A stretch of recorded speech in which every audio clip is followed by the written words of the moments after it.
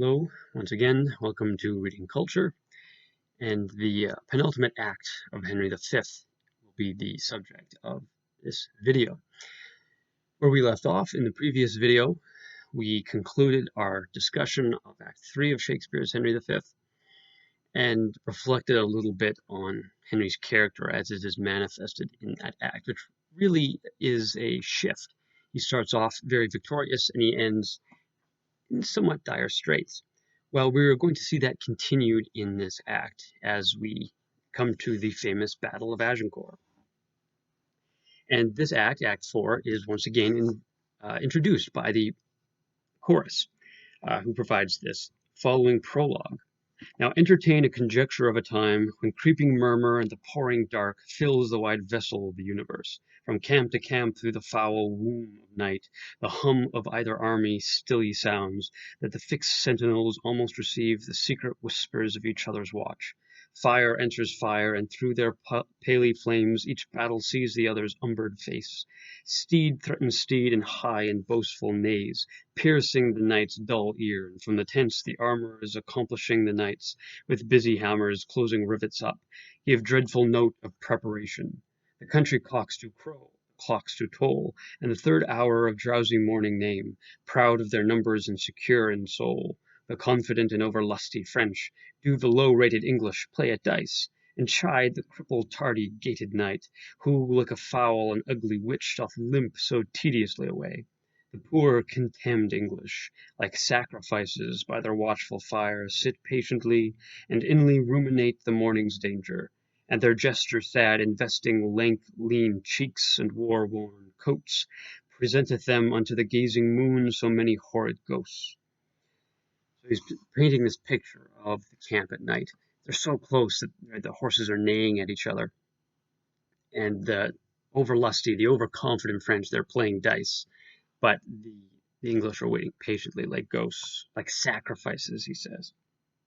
Oh, now who will behold the royal captain of this ruined band, walking from watch to watch, from tent to tent? Let him cry praise and glory on his head. For forth he goes and visits all his host, bids them good morrow with a modest smile, and calls them brothers, friends, and countrymen. Upon his royal face there is no note how dread an army hath enrounded him, nor doth he dedicate one jot of colour into the weary and all-watched night, but freshly looks and overbears attaint with cheerful semblance and sweet majesty, that every wretch, pining and pale before, beholding him, plucks comfort from his looks, a largesse universal like the sun. His liberal eye doth give to every one, thawing cold fear, that mean and gentle all behold as may unworthiness define, a little touch of Harry in the night. A really great phrase. There's a sense of him going through the camp. By looking on him, their hearts are raised up. But we're going to see that this, again, continued language that we generally see throughout the play, which is incredibly glorious and regal and almost godlike, is not always manifested in the actual interactions of the character, as we will see in a moment. So at the beginning of scene 1 of this act, Henry is talking to Erpingham, and he asks to be lent a cloak so that he might go amongst the people, that is to say, the men, in disguise. And the very first man that he actually encounters is ancient Pistol, who, of course, his friend Bardolph was hanged, and the king did nothing to stop it. And despite what we would maybe think would be an enmity between them, he refers to him as having a heart of gold. And he says he loves the lovely bully. So even though he ultimately picks a quarrel with this person who he does not know, the king, we see that, again, the king is still praised even by those who we might think would have the cause to hate him. But the real key point is going to be his conversation while in disguise with the soldiers, John Bates, Alexander Court, and Michael Williams. So keep in mind, of course, that throughout this whole thing, Henry is in disguise. And they are asking him what Erpingham thinks, and Henry in disguise notes that they are like men wrecked. This is at line 101. There, even as men wrecked upon a sand, look to be washed off at the next tide, right? So there's a sense that the tide of the French is going to wash them away. And he's saying this to the men, which is kind of interesting. And they ask if he's told his thoughts to the king, to which disguised Henry responds, "No, nor is it meet that he should. For though I speak to you, I think the king is but a man, as I am. The violet smells to him as it doth to me. The element shows to him as it doth to me. All his senses have but human conditions. His ceremonies laid by, in his nakedness he appears but a man. And though his affections are higher mounted than ours, yet when they stoop with the like wing. Therefore, when he sees reason of fears as we do, his fears, out of doubt, be of the same relish as ours are. Yet, in reason, no man should possess him with any appearance of fear, lest he, by showing it, should dishearten his army." Right, so we get the sense that, again, the king is but a man like anyone else.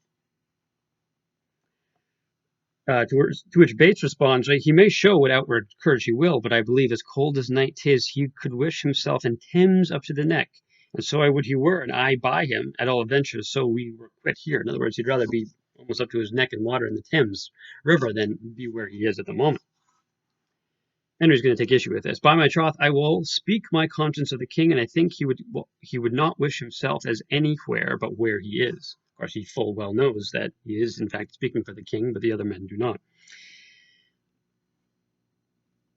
Bates doesn't quite agree. He says, "Then I would he were here alone, so should he be sure to be ransomed, and the many poor men's lives saved."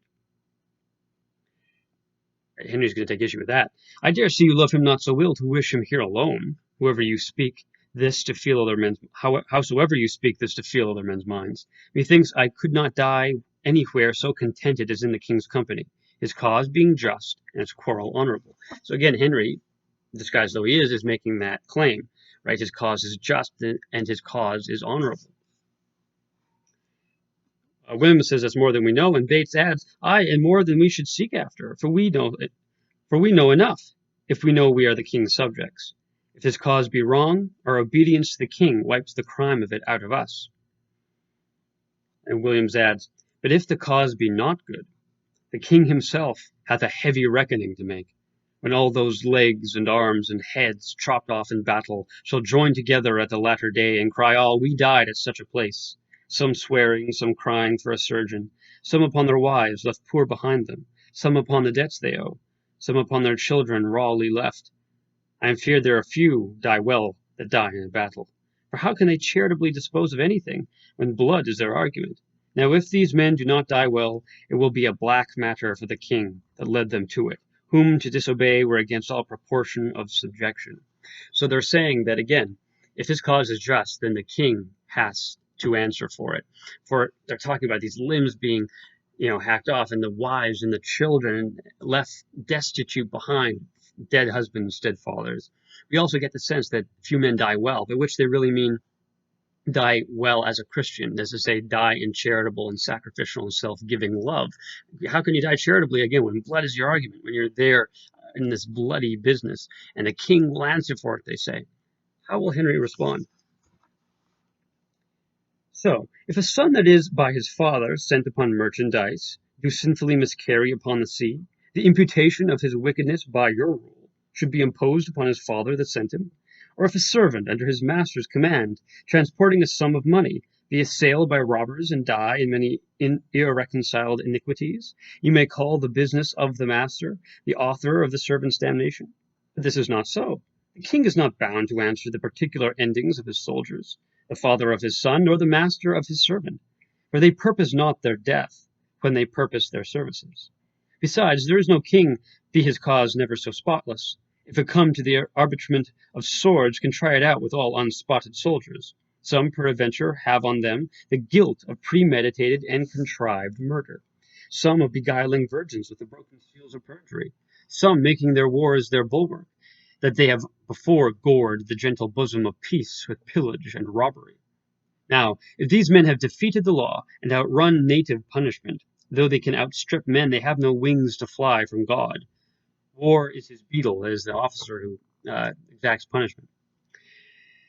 War is his beetle, war is his vengeance, so that here men are punished for before breach of the king's laws is now the king's quarrel. Where they feared the death, they have borne life away, and where they would be safe, they perish. That if they die unprovided, no more is the king guilty of their damnation than he was before guilty of those impieties for the which they are now visited. Every subject's duty is the king's, but every subject's soul is his own. Therefore, should every soldier in the wars do as every sick man in his bed, wash every mote out of his conscience, and dying so, death is to him advantage. Or not dying, the time was blessedly lost wherein such preparation was gained. And in him that escapes, it were not sin to think that, making God so free an offer, he let him outlive that day to see his greatness and to teach others how they should prepare. So he makes a very well-reasoned argument in response, right? Saying that while every soldier's duty is the king's, his soul is his own.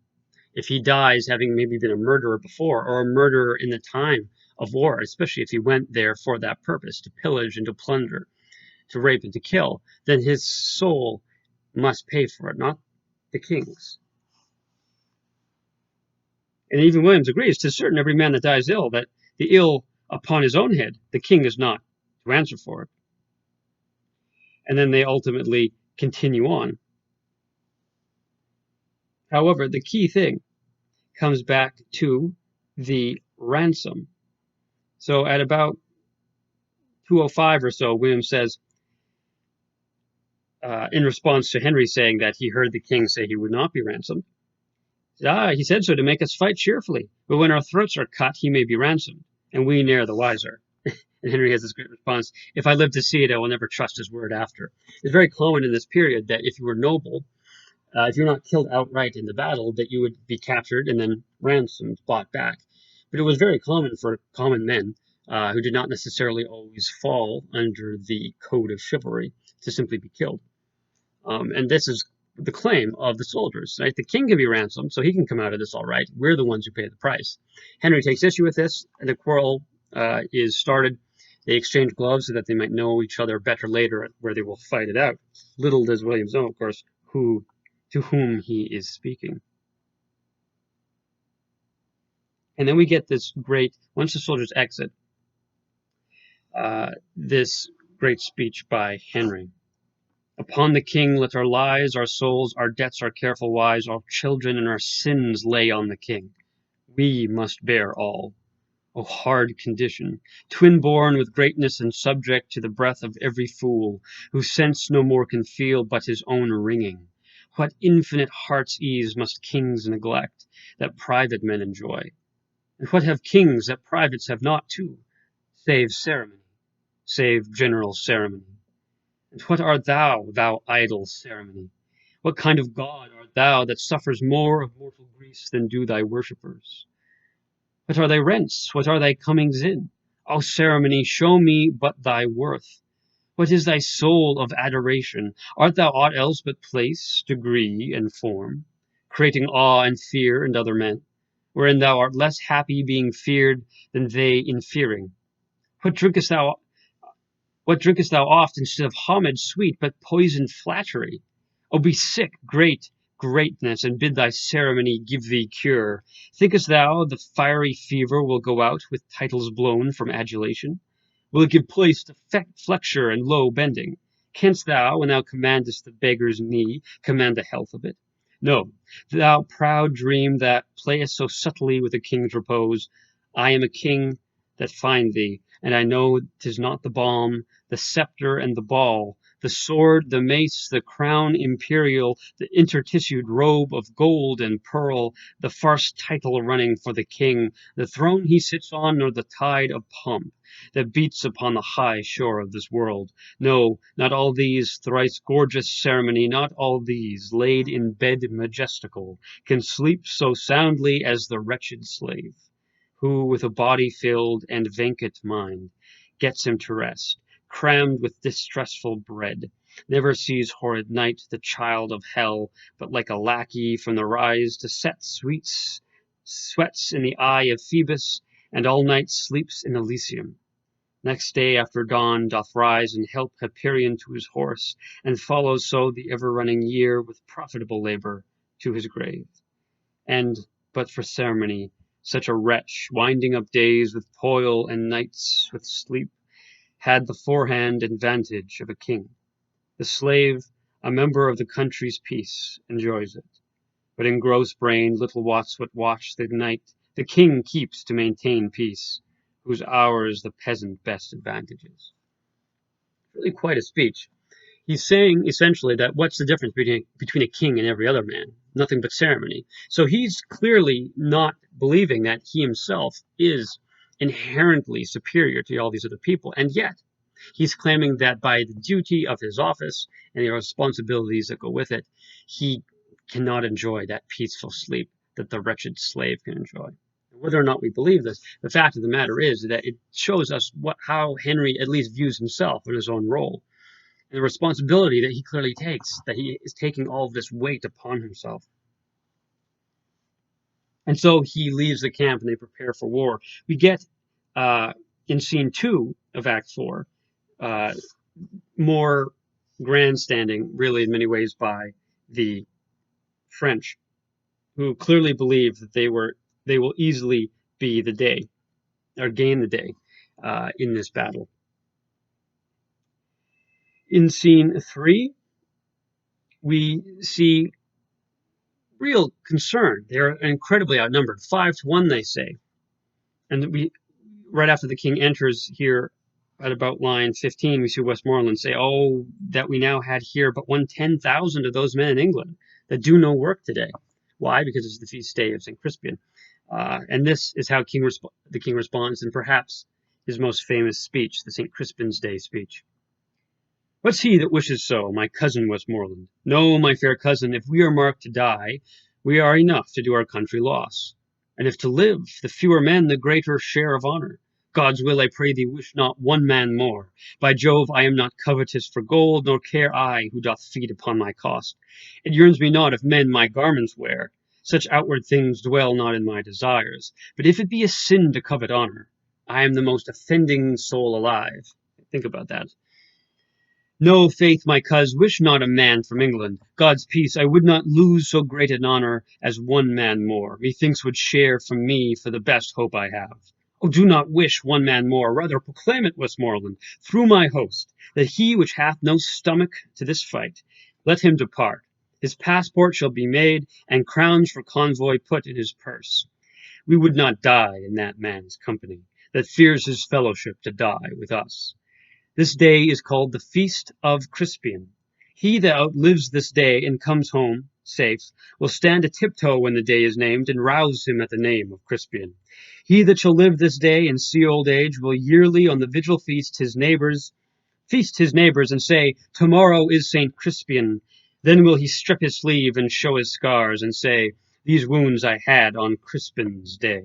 Old men forget, it all shall be forgot, but he'll remember with advantages what feats he did that day. Then shall our names, familiar in his mouth as household words, Harry the King, Bedford and Exeter, Warwick and Talbot, Salisbury and Gloucester, be in their flowing cups freshly remembered. This story shall the good man teach his son, and Crispin Crispianus shall ne'er go by from this day to the ending of the world, but we in it shall be remembered. We few, we happy few, we band of brothers, for he today that sheds his blood with me shall be my brother, be he ne'er so vile. This day shall gentle his condition, and gentlemen in England now abed shall think themselves accursed they were not here, and hold their manhoods cheap, whiles any speaks that fought with us upon St. Crispin's day." Now, hearing that speech, especially well delivered, perhaps by a professional actor rather than myself, is right. One could imagine how could anyone not be stirred up to battle with that. Basically, what he's saying is, I would not want anyone here. I want all the honor that we can get. Is he legitimately believing this, or is he just trying to stir up their spirits? Perhaps it doesn't matter. He clearly does covet honor, and yet he clearly has this courage of being able to, and this ability, this valiant ability to be able to lead men and to bring them out of despair or worry. And he says, right, if you want to go, I will pay your fare back to England. I don't want to die in the company of anyone who doesn't want to be here. And he says, again, all the years to come will this battle be remembered. And on Crispin's day, right, a Christian saint, his feast day was on the day of the battle. And every day when this comes around, people will be feasting and showing their battle scars and saying, I won this on Crispin's day. Right? And that he's even saying that everyone here who sheds his blood with me is a brother. That's quite a thing for a king to say in this period, to say, be he ne'er so vile, by which he means, be he ne'er so base of birth. In other words, not noble, right? This will gentle his condition. This will ennoble him, right? And that, again, men will hold their manhoods cheap. They won't feel like real men unless they were here on this day, fighting with me, the king. So it's really quite a speech, and it buoys up his people, right? He asks them again, "Do you want anyone here to Westmoreland?" And he says, "Oh, I wish I could fight this whole battle by myself." So they're clearly ready to come. Montjoy also comes, asking for ransom, and King Henry makes it clear in no uncertain terms that he will not be ransomed, but will lay his bones alongside his common men, showing that he was telling the truth. Again, like he said to the other men, I'll never trust the king's word after if he ever accepts ransom.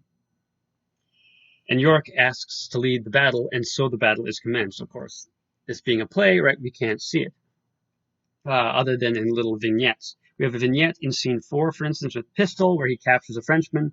We get commentary by the boy, basically really indicating that he is, again, of base nature, that whatever you maybe should think of Pistol, that this kind of common rabble that sometimes sticks to the army, right, is not like the noble kind that Henry was speaking to, that he wants, but rather is of a kind of base nature. In scene 5, we once again get the French, only this time the scene is indicating to us that the tide has turned. The French are now losing the battle. And they're ready to fight on. The scene, in fact, ends with the Duke of Bourbon saying, let life be short, else shame will be too long. Right? I'd rather die than die in the shame of defeat. In scene 6, moving along, we get a sense that they are realizing that the battle is perhaps going their way, but then we see this alarm, and we get a very significant scene here at about line 35 of scene 6, where an alarm is sounded, and Henry says, "What hark, what new alarm is this? The French have reinforced their scattered men. That every soldier kill his prisoners, give the word through." So basically what happens is that, right, they're speaking, they hear an alarm, and they believe that, so they've already partially won, and they've captured a bunch of prisoners which they're holding. And it seems that what has happened, or is happening here in the scene, is that they believe that the French are forming again and attacking, and so not wanting to be held up by their prisoners, or not wanting to have the prisoners, attack them while they're being attacked by other people, he orders the prisoners killed. Now, whether or not this action is to be seen in a historical way as, something that could be done at the time. Again, there's no Geneva Convention, no war crimes type thing. And perhaps as modern people, we're simply not supposed to read into the text a kind of modern sensibility there. Or is Shakespeare calling attention to perhaps a lack of heroic virtue in a particular way for Henry? Particularly note that this actually does appear to be a historical event that happened. And perhaps Shakespeare felt compelled to put it in. But we'll think about that also in light of the following scene. In scene 7, we learn that the French have attacked the baggage train at the camp, and they've slaughtered many of, or all of, the boys, the servants. So we see a great act of butchery on the part of the French, to which Henry will not react particularly peaceably, you could say. And once again, Montjoy, well, actually, before Montjoy comes in, Henry says this at about line 60. He's in response to these young boys being slaughtered by the French. He says, "I was not angry since I came to France until this instant. Take a trumpet, herald, ride thou unto the horsemen on yon hill, and they will fight with us. Bid them come down, or void the field, they do offend our sight. They'll do neither, we will come to them and make them scur away as swift as stones enforced in the old Assyrian slings. Besides, we'll cut the throats of those we have, and not a man of them that we shall take shall taste our mercy. Go and tell them so." So it seems that the first time he killed the prisoners, which he does order to be done, it is out of, it seems, he believes, military or strategic necessity. However, now it seems an act of vengeance, right? He makes the claim that he has not been angry since he came to this point, because his whole point has been that this is not out of anger, he was waging war, it was out of justice. France belongs to him. But now at this point, right, he makes it clear that this would be in retaliation for the slaughter of the boys, although a very unjust act, of course.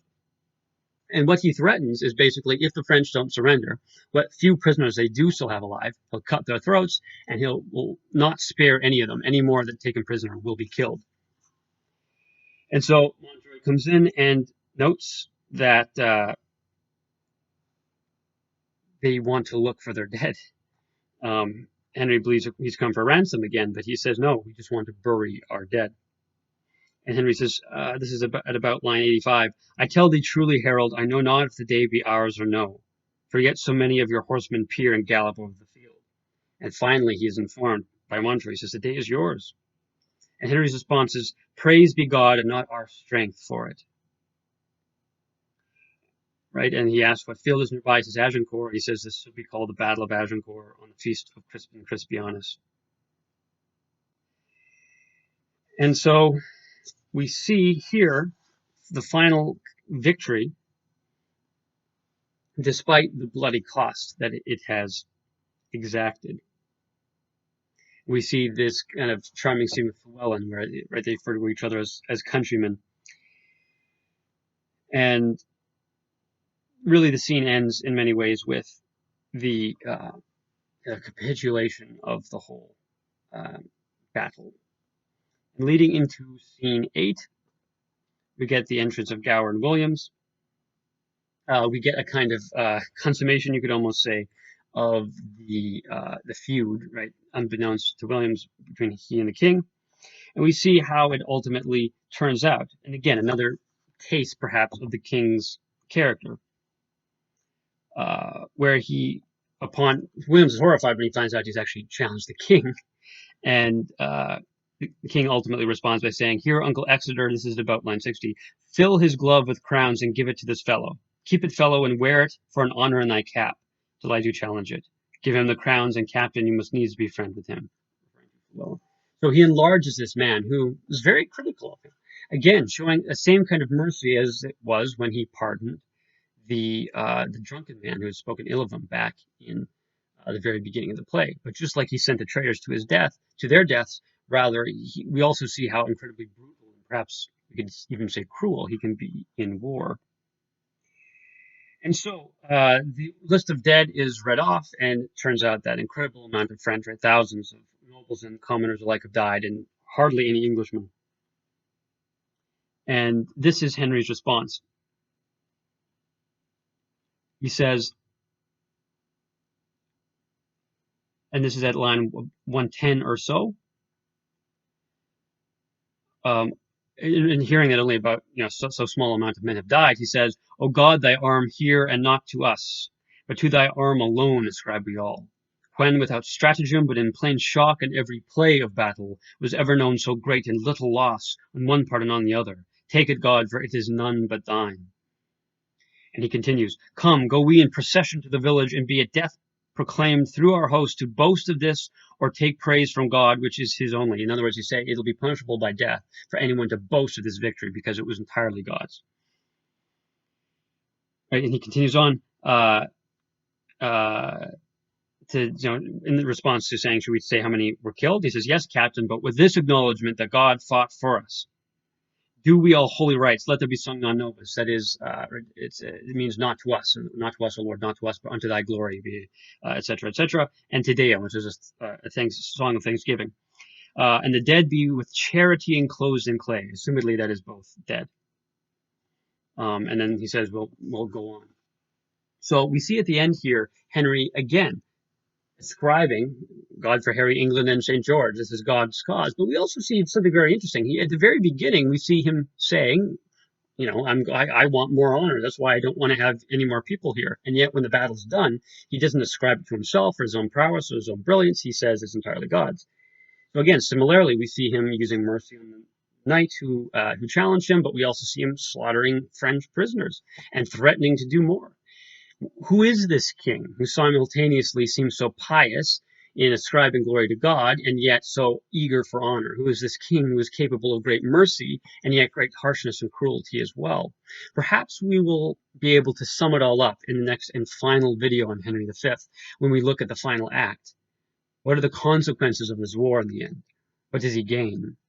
What is our final impression of this king, so victorious in battle, so harsh in the conducting of it?